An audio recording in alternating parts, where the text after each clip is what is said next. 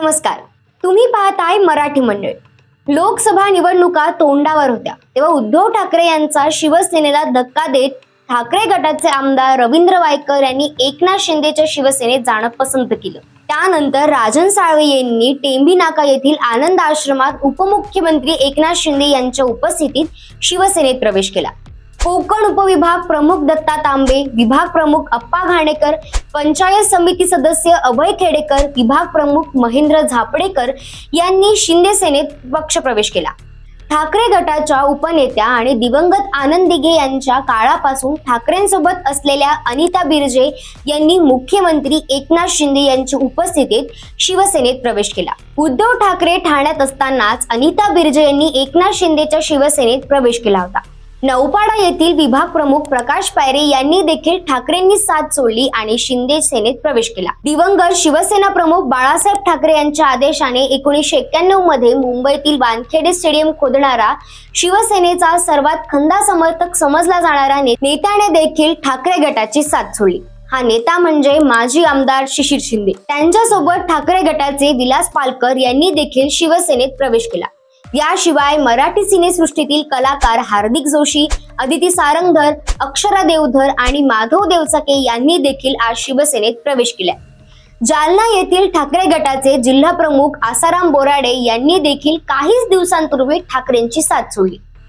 विधानसभा निवडणुकीनंतर आता राज्यातील पक्ष तसेच त्या पक्षाचे नेते मंडळी स्थानिक स्वराज्य संस्थेच्या निवडणुकीसाठी सज्ज झाले।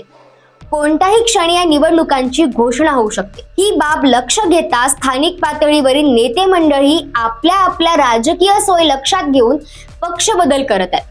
त्याचाच एक भाग म्हणून मराठवाड्याच्या राजकारणात सध्या मोठी उलथापालथ होतीये। छत्रपती संभाजीनगर आता परभणी जिल्ह्यात महाविकास आघाडीतील घटकपक्षांना मोठे धक्के आणि हादरे बसतात। महाविकास आघाडीचे घटक पक्ष असलेल्या शिवसेना उद्धव बाळासाहेब ठाकरे आणि राष्ट्रवादी काँग्रेस पक्ष शरदचंद्र पवार या दोन्ही पक्षांना मराठवाड्यात झळ बसण्यास सुरुवात झाली। शिवसेनेचा बालेकिल्ला असलेल्या छत्रपती संभाजीनगरातील पश्चिम विधानसभा प्रमुख राजू शिंदे यांनी उद्धव ठाकरेंच्या पक्षाला रामराम केले। लवकरच ते भाजपात जाणार असल्याचं म्हटलं जात आहे। त्यानंतर आता उद्धव ठाकरे तसेच खासदार शरद पवार यांच्या पक्षाला परभणीतूनही मोठा धक्का बसलाय। परभणीत स्थानिक पातळीवर मोठ्या राजकीय घडामोडी घडल्यात। येथे शिवसेना उद्धव बाळासाहेब ठाकरे तसंच राष्ट्रीय काँग्रेस पक्ष शरदचंद्र पवार या दोन्ही पक्षांना भाजपाने धक्का दिला। येथे अनेक उच्चपदस्थ नेत्यांनी भाजपात प्रवेश केला। या पक्ष प्रवेश सोहळ्याला भाजपाचे कार्यकारी अध्यक्ष रवींद्र चव्हाण तसेच राज्यमंत्री मेघना बोर्डीकर उपस्थित होत्या।